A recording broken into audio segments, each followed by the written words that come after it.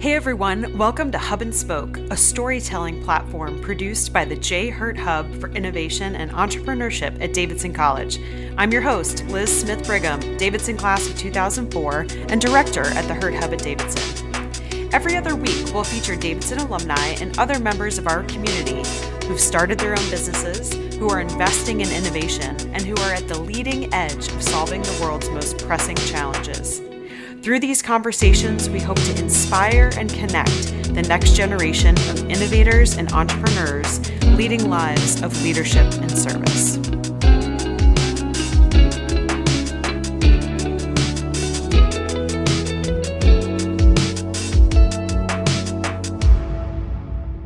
Let's welcome Caroline Lewis, Davidson class of 06 and managing partner at Rogue Venture Partners.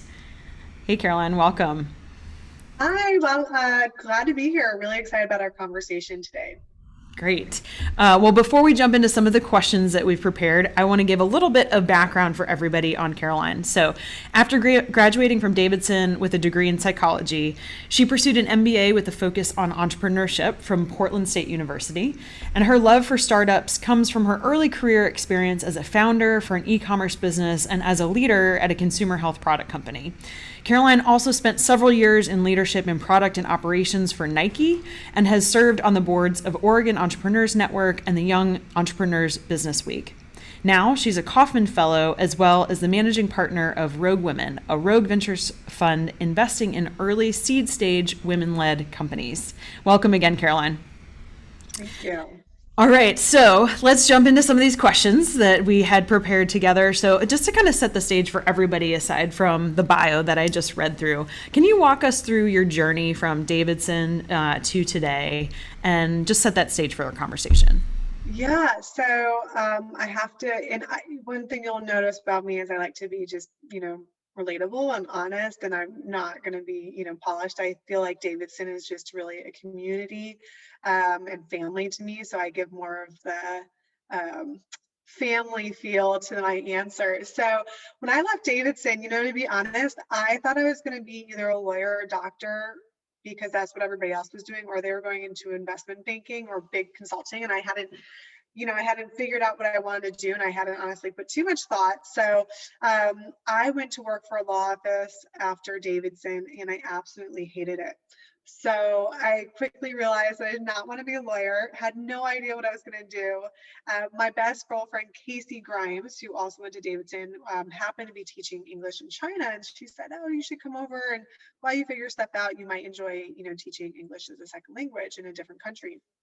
So I got actually a great job in South Korea, went over there, spent a year there, and then spent another year just traveling around Southeast Asia. And I bring that up for the main reason of when I was doing that, because I was doing it for a year, after 2 or 3 weeks, I quickly realized I was just a tourist in all these places, and I wanted to find something to give back. And community is really important to me. And this was kind of a moment where I just realized how important it is to have community to really understand the people where you are. So I just volunteered to teach English wherever I was for a week, month or a couple months.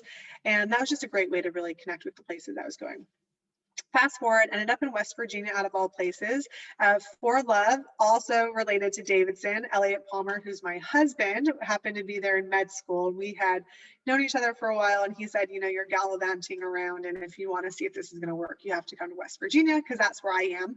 That's where I ended up meeting a woman who ran 4 companies, one of the ones that you mentioned, and I was working for one of her companies as a receptionist, because, coming from teaching English with a liberal arts degree doesn't, in West Virginia wasn't, this promising career path necessarily. But I was determined to be the best receptionist I could be, and she noticed, and so she asked if I wanted to help her start her 4th company.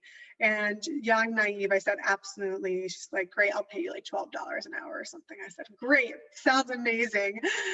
So I joined her, and that was really my kind of first foray into entrepreneurialism from a business standpoint, doing everything from accounting, ordering products from China, cold calling, going into hospitals to sell our product, working with our marketing director, everything. And I loved every second of it. That's where the bug bit me.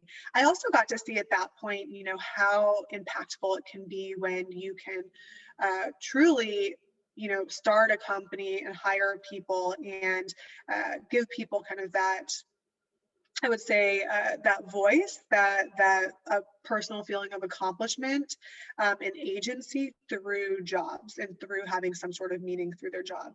And so for me, that was when my North Star in my personal life developed of no matter what I did, I wanted to be part of entrepreneurship and innovation. Like that was the aha moment for me, because she employed over 400 people in a small town, and I really got to see how impactful that was. So at that point, I knew I wanted to either start my own company, whatever. I just knew I wanted to be in that space. So I also wanted to learn a lot more about business. As a person who was doing the accounting and at the time researching, how do I do this? I thought I could probably go to business school and learn a little bit more. And at that point, I didn't honestly really care where I went. I just really wanted to find an MBA program that was accredited that I could learn. And my husband and I wanted to seek some adventure at that time too. He was trying to match for his residency. And I told him, I said, hey, I've always wanted to move out west. We looked at Washington and then Oregon. And we briefly looked at California. We thought, that's too expensive, not enough water. We're only going to be there for 4 years. That's what we said. And he did a stint in Washington and in Oregon, and he came back. He's like, I think Portland's a really great city. Is there a program that works for you? And I said, yeah, Portland State University has a program. Let me see if I can get in. I got in. We ended up moving out here. I'd never been out to what I called at the time Oregon. And sight unseen came out here, but absolutely fell in love with this city. Despite what many of you guys might have seen in the news recently, Portland's actually just a really vibrant city, a really great food culture. And if you're at all an outdoors person, just access to everything at your fingertips. So I ended up getting my MBA. During my MBA, I started shut down my own company in the e-commerce space, in the retail e-commerce space. So that was really a good lesson.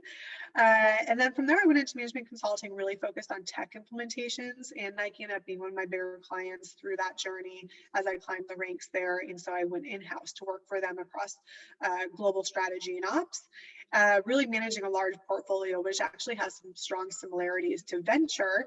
And throughout that time, I had met the managing partner of Rogue. Rogue has been around since 2010 in Portland. It's a typical early seed stage investing company, and we invest across the US now.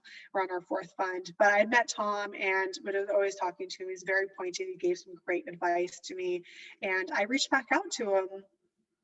Or we would always have breakfast, and I was talking to him, and I was starting to angel invest on my own and really dive more into investing. And I decided I was just going to learn everything I possibly could from him by taking him out to breakfast, telling him how I was seeing the markets, telling him which companies I was thinking about investing in and why, and just seeing if I could get his feedback, really just, seeing if I could pull more and more from him.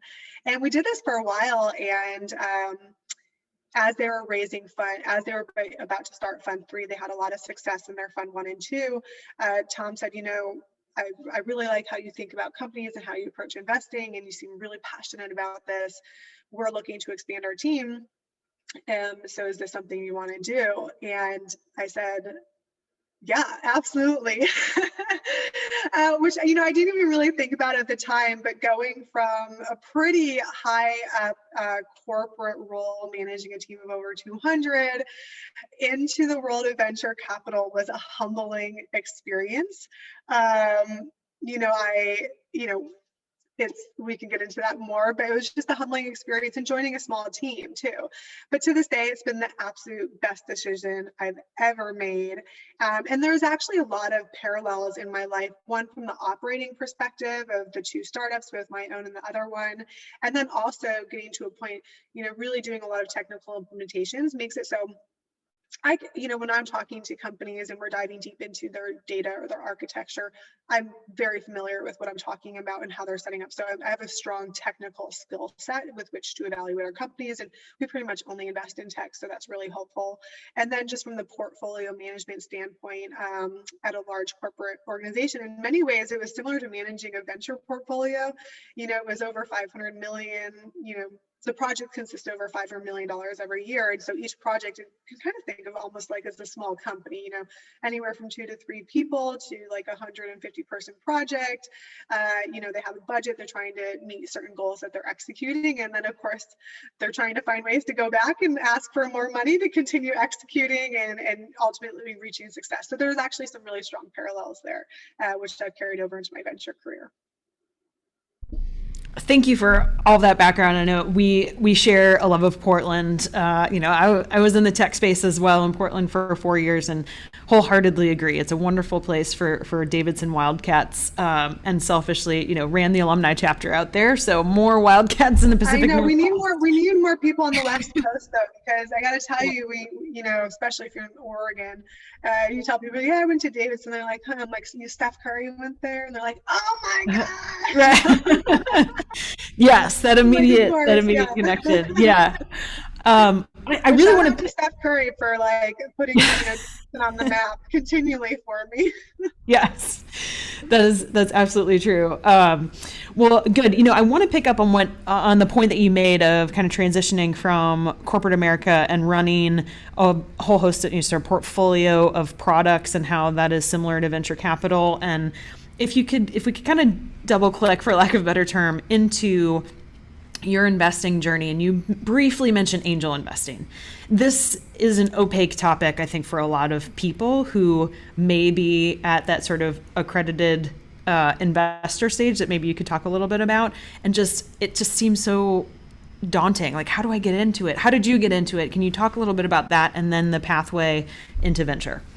Yeah, so I'll talk about how I got into it, but I also will just, briefly touch on, there's many different ways that people get into it. And, I actually on this side, just as part of just being incredibly passionate about this space, I do like angel or just investing in startup 101, because for me, I really want to make it relatable to people. And so my experience into it, I was helping a lot of just startups on the side with whatever they needed, which oftentimes was a financial analysis. And I was like, great, I'll whip that up for you. But as I started to accumulate some wealth personally, I wanted, again, to kind of be part of this investing. I would say, obviously, for each person who wants to step into it, it's really important to know like why you want to do it. I mean, if you want to just get a return, to diversify your own finances, that's really different than I just kind of want to be part of startups and put a little money here and there and just see what happens. Because you can do all the way from, more like angel list type things where you're putting, I think the lowest minimum is like 500, or they have crowdfunding platforms now where you can put tiny amounts behind startups, all the way to, I would say, more sophisticated angel investing, which is higher check levels, maybe part of an angel group for access, all the way into, investing with a fund, depending how involved you want to be and your intentions. So I think for everybody who is interested in it, it's really important to understand why you're interested in it and what you want to get out of it. I would say typically the reasons I see are, I just want to be part of, the scene. It seems really cool.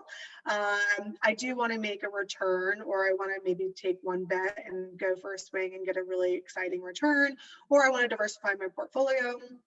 And then also, people, will do it because they just want to be part of innovation. They want to see what's going on, or they want to really be part of community, right? They might have a focus on, I really am passionate about climate change, and so I want to invest in clean tech startups, or I'm really passionate about access to capital, so I want to invest in people that either funds or companies that provide better access to capital. So there's a lot of different motivations.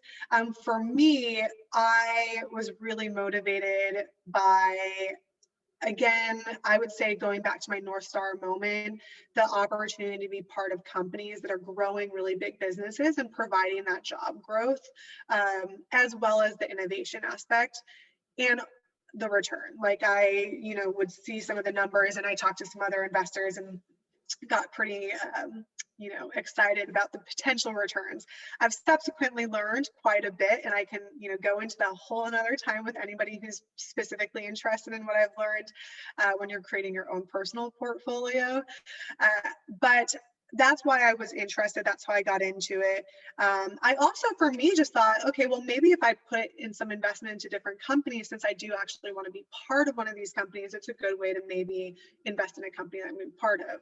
Wasn't sure how that would play out, but that was also part of my rationale at the moment. I remember my first time was I walked into TIE. It's a global organization, angel group. There's a few different global angel groups that people can be part of as well as local too. And I walked into that meeting, because I met the director. He's like, "Oh yeah, come to a meeting," and you pay a fee generally to like be part of the group, and then you commit to investing usually minimum 25,000 into a company, or sometimes spread out depending what angel group you're part of. So I was like, okay, great, I'm gonna go. And my first meeting I walked into, I want to say it was like 23 dudes, maybe 2 women, some older women. And I was like, oh, this, and it was just kind of had like this like stuffiness to it. Like people felt, they're like, I don't know. It was maybe just me coming from Portland, but I just felt like people were a little hoity-toity about it, which I get. And it just wasn't really the most friendly environment for me. And I have subsequently heard that from a lot of other people.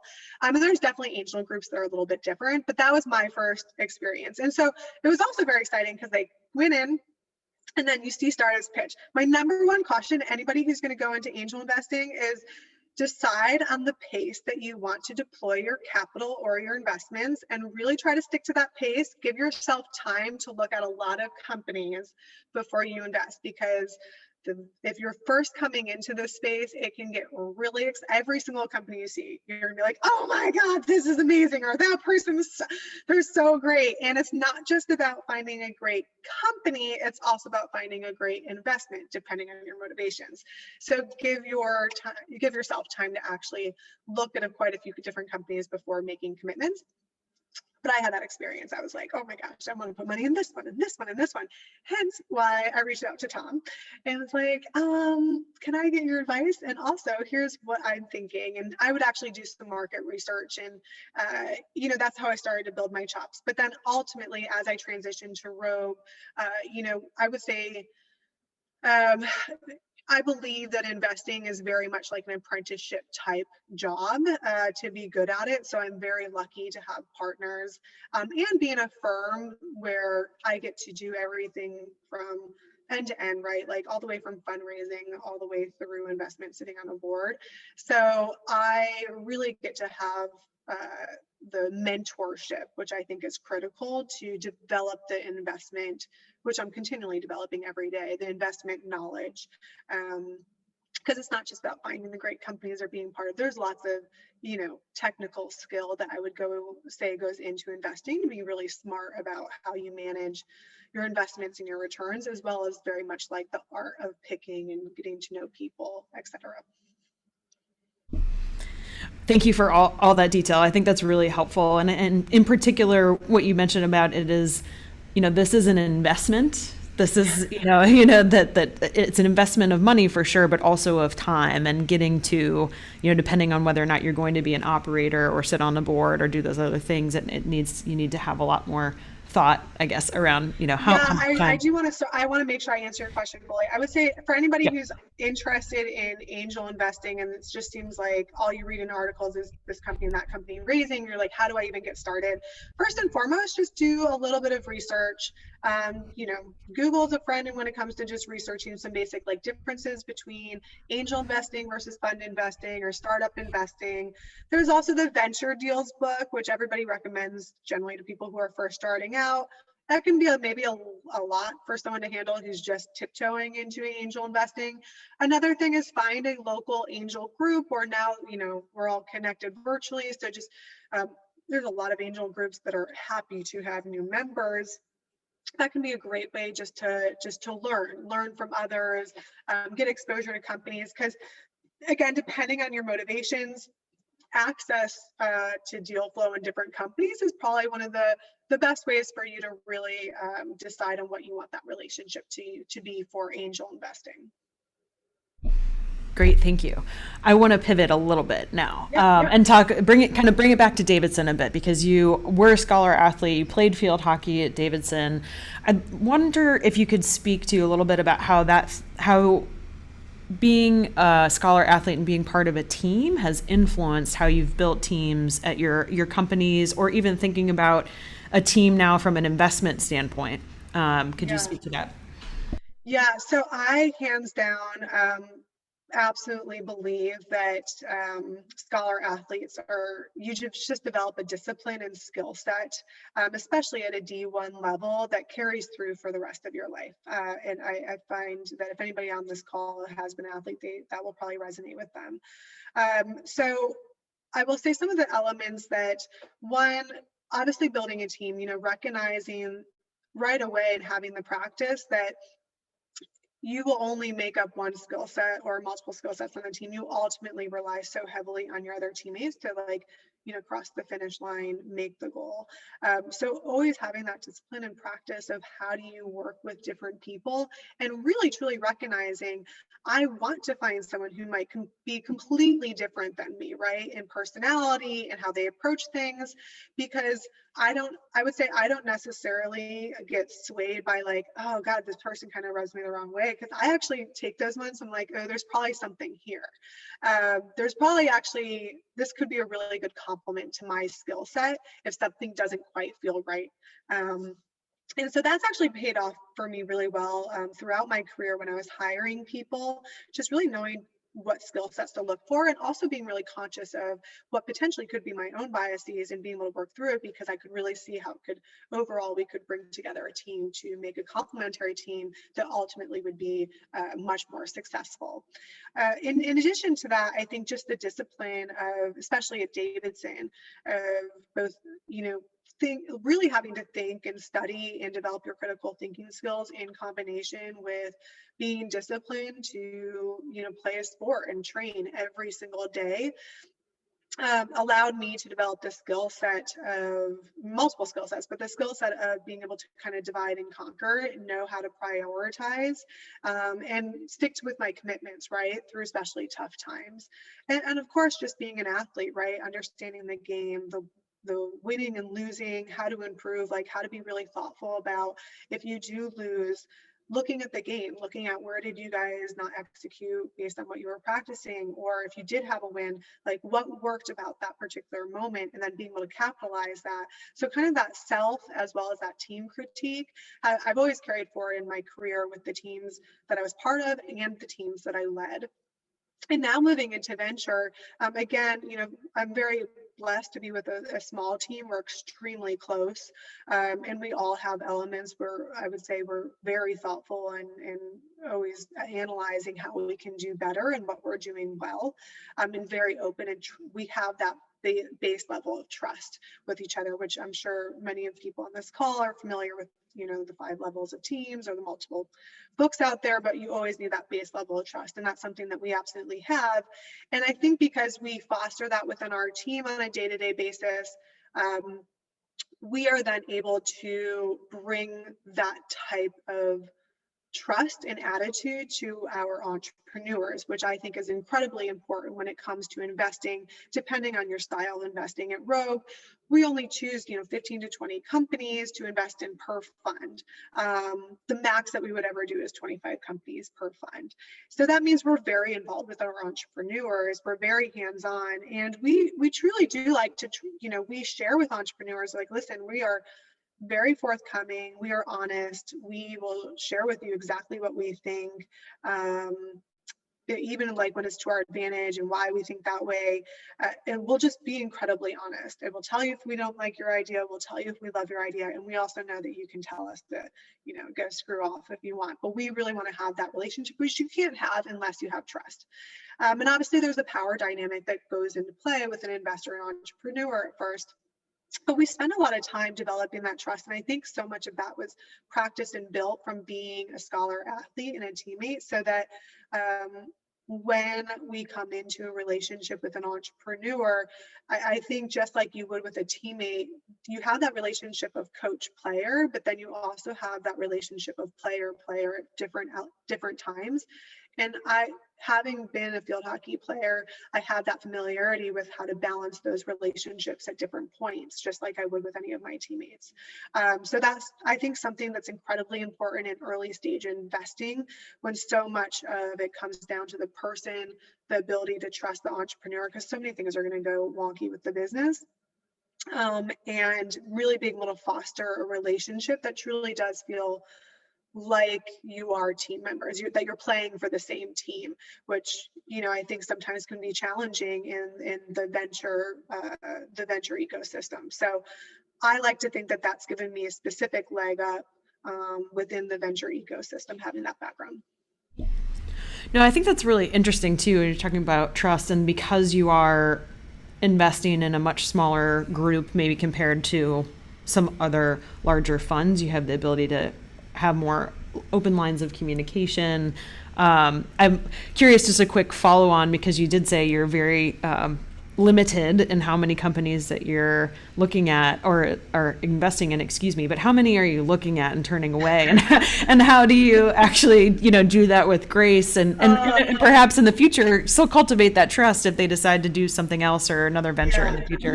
I never thought I would ever say that I got really good at saying no. It's the one part of the job that I don't love, but I've actually it's part of the job, right? So we invest in less than 1% of all the companies we see. So there's a lot of no's. And for the most part, we still will take every cold call. Sometimes the cold calls or the cold emails take a few months to get to now, just because we do get quite a few, but we still I'll still respond to every single one. Sometimes it's a blatant like, hey, this does not fit within our thesis, but oftentimes it's more of that judgment call. And I will say that for the most part, we take the time to tell someone specifically why it's not a fit.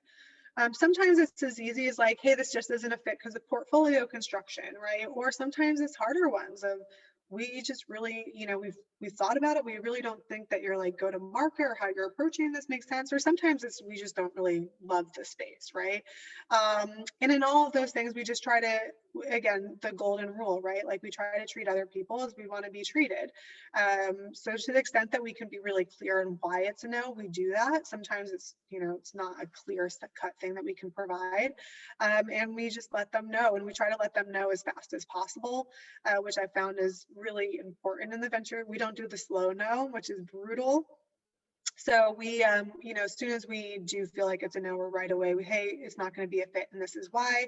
I will say some highlights of my life. I weirdly in the venture world, or I've actually had entrepreneurs write me back or post about how my response was like the most thoughtful and helpful no they've ever received. And those are like moments of small pride that I have, because to your point, I always think of it as like, I want this to be a relationship. One, I want them, even if we're not investors, right? I want them to be able to go to another entrepreneur and say, hey, you should go talk to these people. Like, I know they're not, the biggest firm, but like, you should go talk to them because they're actually helpful, or, you might be a good fit. Or I want that person, if they do start something else, be like, I really enjoyed that conversation. I really enjoyed the thoughtfulness, and be able to come back. So we spend the time to be really thoughtful in our no's, and so far we've gotten feedback that we're pretty good at it. So that's good, which I think is maybe saying no, it's right.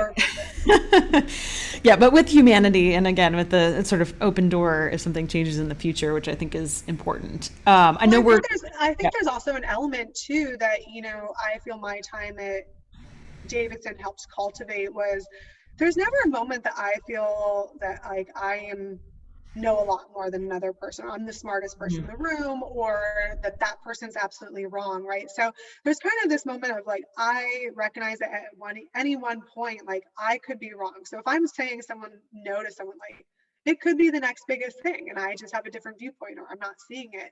And I think it's why I mentioned Davidson is because one, that humbleness, that integrity, but then also the ability to, when you do develop a critical thinking skill set, you can always kind of recognize flaws with your own thinking, right? Or flaws with how you're approaching something or the opportunity that something could be. So I feel like it makes it so, there's never a moment where, yes, of course, I have moments where I'm like, that seems like a really dumb idea. But I then can reflect back and be like, well, there's reasons I could be wrong. I think that's important, and it's a thread that we've heard on a lot of these conversations, and even when I talk to other alumni, of the humility, humbleness, but also critical thinking to put forth an idea or thesis with evidence, even if it turns out in the future maybe you made the wrong call and you didn't invest in the next Google, who knows, but that you were thoughtful and reasoned in your approach there. I'm mindful of the time, and we're right about at half past our time, which has been wonderful. I want to encourage everybody to start submitting questions in the chat directly to Z. You should be able to chat with everybody, or excuse me, directly to Z, and we'll take your questions. I have one question that I wanted to end on in the sort of prepared conversation, and we'll see what comes in from others, is, right now you're raising a fund for women entrepreneurs, and the most recent PitchBook data came out, I think, at the beginning of March, right? That in 2020, women only captured 2.1% of the total capital invested in venture-backed startups in the U.S., which is paltry, to say the least. So I'm wondering if you could just talk a little bit about the Rogue Women's Fund, how are you trying to change that trend, perhaps, and maybe even just talk about what it's like for these women entrepreneurs in pitching in this environment with those type of stats.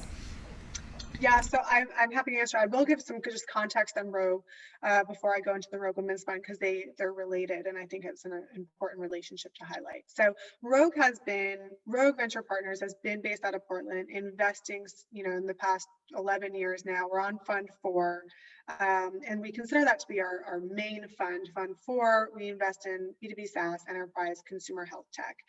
We've always invested in undercapitalized founders. We defined undercapitalized founders previously through our main fund more by geo. At first, it was more limited to the Northwest geo, and now it's really across the US, but it's out of the, we stay out of like the Bay or the New York, or where essentially deals or companies can really be what we consider to be very high valuations for not as much traction. And so we don't feel that we're putting our money to work in a really smart way in those areas. And we believe that we can get very strong venture returns on market-based exits, because when we're investing in a company in an undercapitalized area, we might be investing in a company when they're between a $2 and $5 million valuation. As that company grows, they still have optionality of, do they want to go, IPO billion dollar, or they could at a point in that time get an offer to be acquired, acqui-hired, PE buyout, which could be a really great outcome for the company and for the founder. And oftentimes the way that we've structured our fund and the stage and focus that we have when it comes to investing can be a really great return for us as well. And we've been able to prove that thesis with our previous return portfolio. So that's our main fund, and typically focus on undercapitalized founders as defined by geo.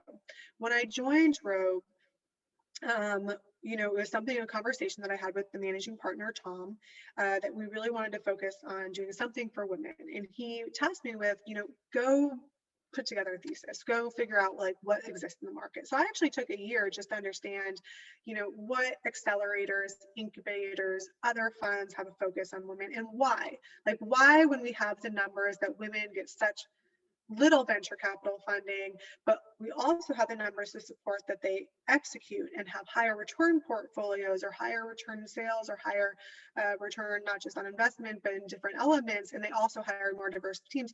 Why are we seeing such a big gap? And there's a lot of different, I can probably go a whole nother hour on all those different reasons. But from that research and understanding, I really put together a thesis that I thought would not just be a thesis that would be smart for investing, but would also marry well with Rogue's thesis. So I approached the partnership at that time. I was not a partner, and I approached the partner and said, listen, we've always invested in undercapitalized founders for these reasons. We've been able to get great returns. These are undercapitalized founders, not necessarily defined by geo, but defined by demographic. So why don't we pursue this from a very much from a business perspective and investment perspective? This is why I think it's going to make a lot of sense for us, especially because the ecosystem of venture in the past few years, there's been so many seed stage companies that are popping up, whether it's, product manager spin out of Twitter who raises a $50 million fund, or it's someone who comes from one of the big funds and starts a fund, or it's just someone starting a seed stage fund. So it's gotten really competitive at a certain profile of company in the hotter markets. And I said, there's all these, you have all these VCs looking at this many companies, or you can have just a few VCs looking at this plethora of companies and have a lot more opportunity when it comes to investment perspective. And so I shared that with them and kind of made a case for it. And we also researched, like, where do women typically have the hardest time raising that capital? All entrepreneurs, that first institutional check is really challenging, but especially for women. And that's partly, there's a lot of different factors that go into it, but obviously the earlier you are investing, the more it's so much on trust, right? The company might have been around for 6 months, so you just have to believe in the market, the path forward, but ultimately you're trusting the person. All of us, we trust more with people that we have more similarity with, right? Whether it's because we all would, if I talk to someone who went to Davidson, I'm going to have a natural affinity there, a natural, stronger trust level with them. If I talk to someone who, so same socioeconomic background, same school system, the more I have in common, the more I just trust, the more that they kind of check all the boxes of, okay, this seems like a sound investment, plus the market and the growth potential. So women naturally, both through that and also more limited networks, like I'm not necessarily, before I started venture, just networked as much into the boys club of venture, but now I'm a little bit more that way. But I'm also networked in with a lot of female VCs. So we all have our natural networks. And so when it comes to networks, homogeneity bias, it becomes very tough for anybody who doesn't fit the very typical entrepreneurial mold to then get, some significant funding. And that's that first check. So that's why we have the Rogue Women's Fund, really meant to be invest a little bit earlier than our main fund. We've 3 reasons why it's a separate fund. One, first and foremost, we believe that if you want to change something, you have to be intentional about it. And so we really want to be intentional about creating a separate women's fund to really put a stake in the ground that says, we actually really believe in this. We believe it's a good investment thesis, a good business idea. There's a lot of similarities to our current investment thesis.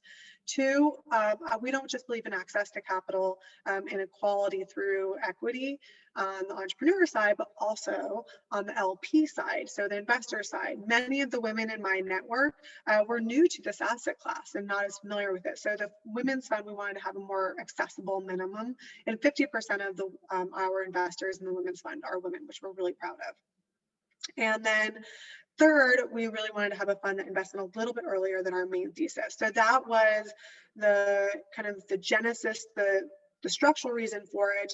The personal reasons are, Tom, my managing partner of Rogue and my boss, and like now a brother to me, he has 2 little girls, and he had a moment where he's like, if I'm not doing something right now to change the game for my 2 little girls, like, I'm not doing everything I can as a father, and I have an ability and a privilege in the space to do something. For me personally, I've had really amazing, strong female mentors. My mom was the first female scientist at Kodak. She was the only scientist out of 70 men back in the 70s, had a doctorate in pharmacology. My great aunt Mildred ran a mining company in the 1920s. So I've always just believed that women can do whatever they want to do and be wherever they want to be and get whatever they want to get. And I want to be a person that paves that way. And just recently I had my first daughter. So it, brings even more like personal meaning to me to like do whatever we absolutely can to pave the way for women to get funding in the space.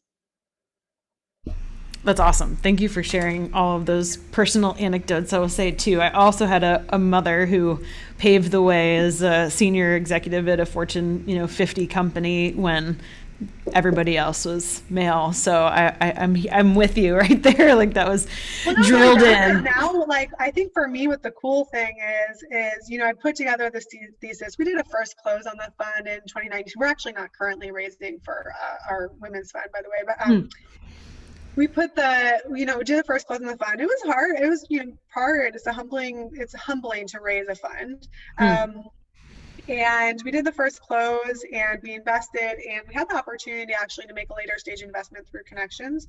And we took the risk and did it. And I said, well, and I decided to go big on the risk. I was like, I'll buy all the shares that are available. With the hope that in a 12 to 24-month period, that company would have an exit to provide some early returns. It was part of the original strategy, but of course, you always have to take the debt. And then sure enough, we made the investment 2 months later, got word that the company was going to have an exit. And so for us, it was really rewarding because our thesis has proved true. All of our current companies, except for two who are a little bit later, are in the process of raising the rounds or have raised the rounds and gotten significant markups. So it's not just me believing that they're great.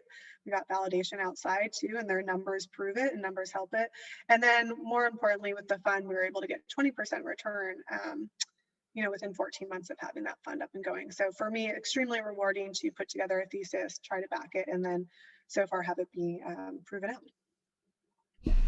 That's great. I want to pivot to some more kind of Davidson related questions that we had. And really, you mentioned kind of at the beginning of our conversation, not knowing exactly the path, right? And now we have the Hurt Hub here at Davidson that we're all focused on providing more access and exposure. Yes, I wish I was when I was there. Yes. So I'm curious, if you could speak a little bit to, like, if you had a magic wand, right? You could go back and say, these are the types of things that as a student would have really helped me prepare for where I am today. Magic wand. Well, I will say it's amazing to have the Hurt Hub or any focus on entrepreneurialism. I think there's so many aspects that even if you don't end up necessarily being an entrepreneur or starting your own company, if you pursue that path and get exposure to it, it just makes you stronger, I believe, in any job that you decide or path you decide to take. Because it builds the skill set of resilience. Building and testing and learning, listening to your customer, like all of those things are absolutely critical no matter what business you're in. Also, shout out to Ray Jacobson because he's been the ultimate connector. And I think he's on this call, but he's been the ultimate connector in terms of when I first came into the venture, I was like, I know there's gotta be Davidson people in this space, but like, how do I find them? And he's been great, like, you should talk to these people. And it's been really great to be able to connect with people in this space. So I don't know if there's a way to have like an ultimate connector of people because so much too, not just in business, but in venture is relationships and relationship building and having those connections and fostering those connections. So being able to even be aware of who to talk to is a really good first step. I think for me, I really loved my time at Davidson. It was incredibly beneficial. Getting a psychology degree was incredibly beneficial in this space. I mean, I studied behavioral psychology, so understanding how people adopt things is pretty critical, I would say, especially in the world of venture, but in all things. And then I think if I were to change anything else, I will be honest. When I went to the Career Center when I was at Davidson, I took a test. And they said, you should be a flight attendant. That was maybe not the most helpful career advice. So I think fostering more of an openness to the opportunity that is out there beyond investment banking, medicine, being a lawyer, just getting exposure like what you guys are doing here of the different types of jobs that people have, the different types of roles, what's involved can be extremely beneficial to people who are navigating more of a liberal arts education and aren't just getting an engineering degree. So I think if I were to have a magic wand, it would definitely have more exposure to the different types of roles that are out there. Awesome, thank you. And I will say we have a very strong partnership with Center for Career Development as well. So I'm not sure those tests are still going on, but I'm sure they've evolved quite a bit since I took a paper test and was informed that because I like to travel and seem personable that I should be a flight attendant. That's fair. We did get a question from Haley Todd, your classmate.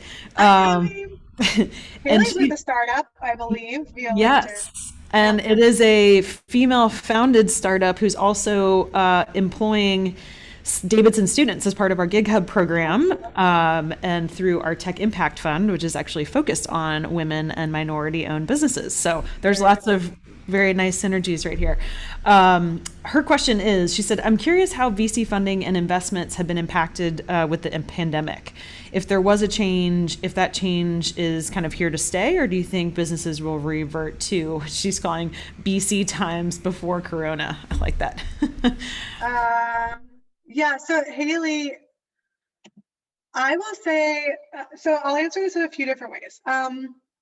One, on the VC side. So there is a plethora of money flowing into the private markets, VC, PE, the whole spectrum. That has been true for a while. So what we're seeing, and from my opinion, Ray probably could give more color to this, but from my opinion, what we're seeing is a plethora of new companies coming in, especially seed stage funds, which then drives more competition to get into quote unquote the hot deals. So when I say the hot deals, these are like your deals that kind of I would say fit the more typical mold. You know, engineer from Facebook starting a company, engineer whatever from a top, you know, Stanford or Harvard, who's starting a company, a good idea, well networked, well accessed. Then there's the whole other realm of startup entrepreneurs that maybe are not the hottest deal, but they're a good deal. They're a good company. So I think there's a lot of competition. What we're seeing is because that competition is just coming in at that seed stage level, pre-seed even, it's driving a lot of the valuations up, which a lot of founders think like, woohoo, this is so good for me to have the highest valuation. I would counter that that's not necessarily true, because it starts to, especially in the early stages, tries to take away certain optionality for you as a founder. And there's just a lot of other considerations for it. But I will say one of the things we see, there's a lot of money coming into the VC market, especially for kind of seed stage funds backed by, you know, I would say kind of more the typical attractive manager, fund manager. We're also starting to see a lot more people get interested in what I would call the retail investing, right? The retail investing in the private market. So through AngelList or Republico, so just more crowdfunding, which I think is very interesting. I would say that's really changed significantly from the pandemic. The only thing that I would say that the pandemic has really changed was, I would say in the March, April timeframe, like a year ago, every single VC worked with our portfolio companies because we didn't know what was going to happen. Be like, okay, maybe you only had 12 months of runway. Let's make sure it's 18 or 24. But then what we started to see, especially if you're investing at all in the tech sector, was awesome growth, and things were going fast. And I would say probably starting in, for me, in the July, August timeframe, I started to see a lot more capital flowing. So there was kind of like this pause, a little bit of like, make sure all your ducks are in a row, make sure you batten down the hatches, both from a fund side and company side, and funds weren't maybe as investing as readily. But then once we kind of saw like, oh, actually, you know, activities picking up, I felt like funds started investing again. And then it was like the floodgates of investing. So I feel like the fall, even now into what we have now, is there's just a ton of activity when it comes to making investments, higher valuations, more competition. I feel like the private market's kind of on fire right now, in a hot way, a good way. I don't think it's sustainable, so it'll be really interesting to see what happens, especially if you're in places like e-commerce. I think it's really interesting because anybody who's gotten super excited about health or ed tech recently is like, well, you probably should have been investing in that, 3 or 5 years ago. You shouldn't be following the trend. But that, I think it will still continue to be a really interesting market to invest in. And then I will say overall, areas that people like were investing that might have had a large retail footprint or hospitality obviously took a hit. I'm less familiar with that because we don't invest as much in those spaces. But I think when people come back to normal times, I think for us, what we saw on the private market side is this pandemic really only accelerated adoption, both at a consumer level as well as a large industry level, of different technologies that people were kind of adopting before, but it was a little bit more slow going. And then the pandemic just like sped it up significantly, which is actually really exciting for us to see. I hope that answered your question, Haley. You can unmute yourself too if you want more clarification. No, that was great. Thank you so much, Carrie. I love hearing your story, so thank you for sharing. Yeah. Oh, that's great. And it's interesting what you were mentioning too, of just the sort of precipitous acceleration of all the buzzword digital transformation, right? I mean, I've been in that space for, I don't know, 13 years at this point, and have kind of seen all of the ebbs and flows. But how had some of your portfolio companies, how were they able to adapt to that speed of change and actually service all of those customers and be able to address all of that incoming demand? If they're at, maybe 10 people, they're, 10 million-ish average, revenue run rates, that type of thing. They're small, but now all of a sudden their addressable market has exploded, or their demand for their particular products have exploded. Were they able to pivot, you think, and really capitalize on that? I Or have would you call seen a that a problem? pivot. That was definitely an acceleration. So Okay. far, all of our companies who are in that position. So one of our companies had done a Series A back in 2018. They were focused on kind of smart building technology, which at first you're like, good luck being smart building technology, when everybody's not going into the office.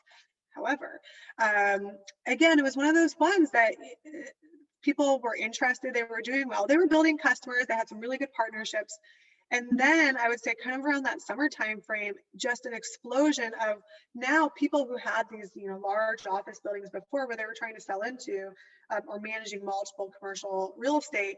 All of a sudden people said, the only way that I'm going to get people in here is to have smart building technology, to be able to know the temperature, to be able to know like clusterings of people, to know like the status of the health of the business or the health of the building, and be able to relay that to people. So all of a sudden they went from, it took, I want to say, maybe like 6 months, kind of a typical enterprise sales cycle, 6 to 12 months, to 2 months. People were just like, we don't even need a pilot, we'll just go. Very exciting. So they were able to do that. Obviously, just like every startup, in order to do that, it's quickly hiring people and scaling up and making sure you deliver. But so far we haven't had any of our companies. Again, we're maybe in a little bit different stage that have not been able to meet the demand. It's and obviously too, when I would say in some of those companies, some of our companies where the demand really accelerated, they just ended up raising earlier than they were planning. So they brought in more capital to continue to meet that demand because they had the numbers to support it. One company, when we talk about pivots though in the pandemic, I like to highlight one of our portfolio companies. It's called the Rogue Women's Fund. So we invested in this company like in January, so a couple months before the pandemic. It was essentially like Netflix for live events, right?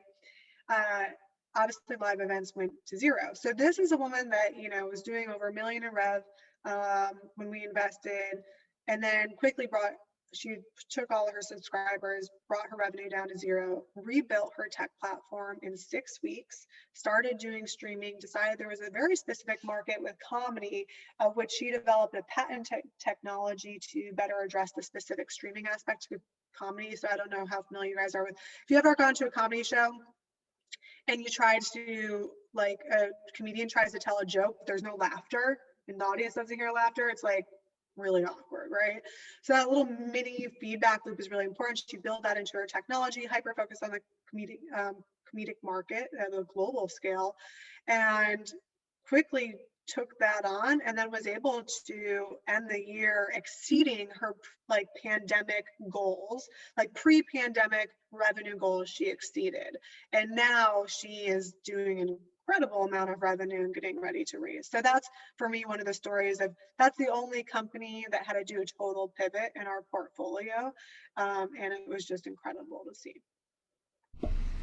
That's awesome. I love hearing, everybody loves the sort of underdog story and like, oh, your business evaporated overnight. What are you going to do? So thanks for sharing that with us.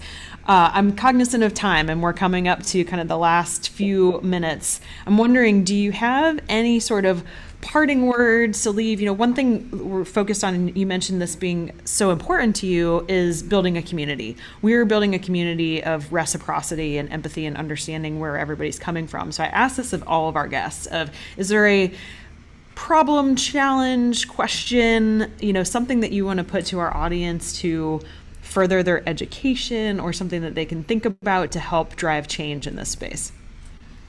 Yeah, I will, knowing that especially the recorded version, that most of the audience are students. I will say that it's very, and I think maybe the generation is a little bit different as every generation is than we were, but it's very easy when you are kind of in your own little bubble to be concerned about, friends and class and everything like that. And it's also, especially if you're coming from either an affluent background or a background where it wasn't affluent, but there's a lot of pressure to, provide that stabilization for your family. There's a lot of pressure to graduate school and have the answer, or go into management consulting, or get the job, or have that stability, that thing that's going to lead you to that paycheck and to the benefits. I will share that the best decision that I ever made was to go over to South Korea and then spend a year just traveling by myself. I'm very scary because at that time my friends were making, close to six-figure checks, and I didn't even know what I was going to do. And I felt like, oh, I'm going to fall behind the eight ball. But that was a time where I really got to know myself. And I think anything that you do when you know who you are and you know what you're passionate about, you will be stronger and better at everything that you do.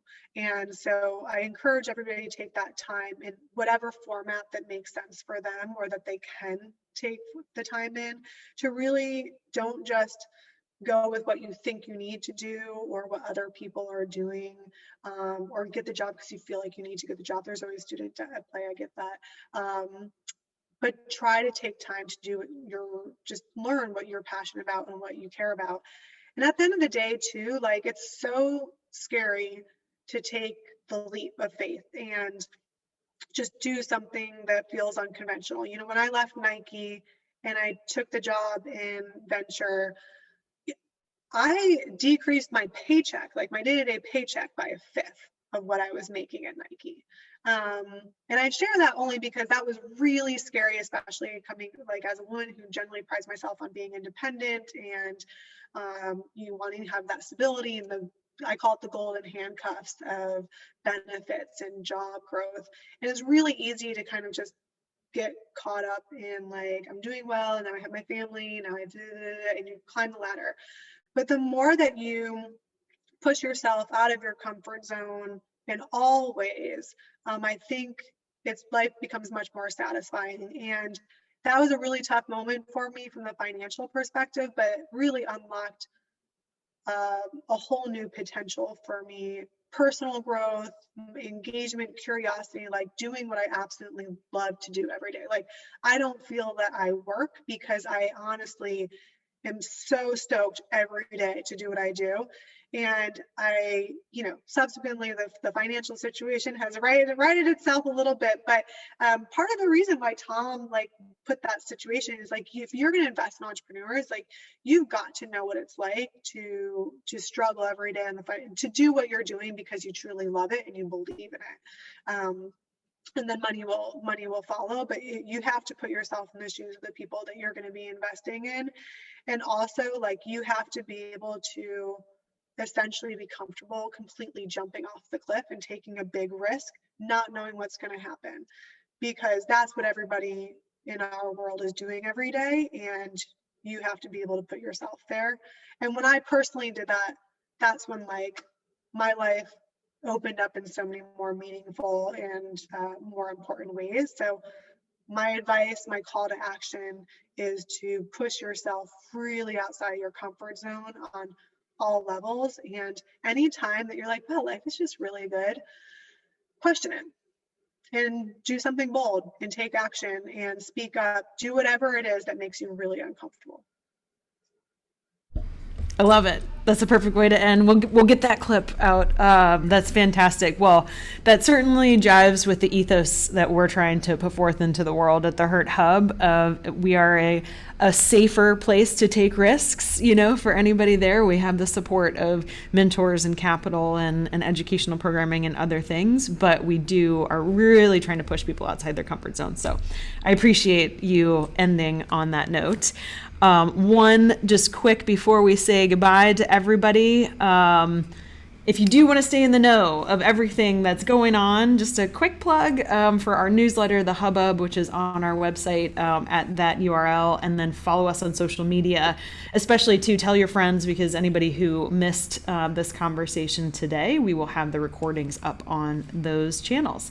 Caroline, thank you so much for taking the time to speak with us today. I know I learned a lot. I'm looking forward to seeing the recordings and connecting with you to help us build this community further.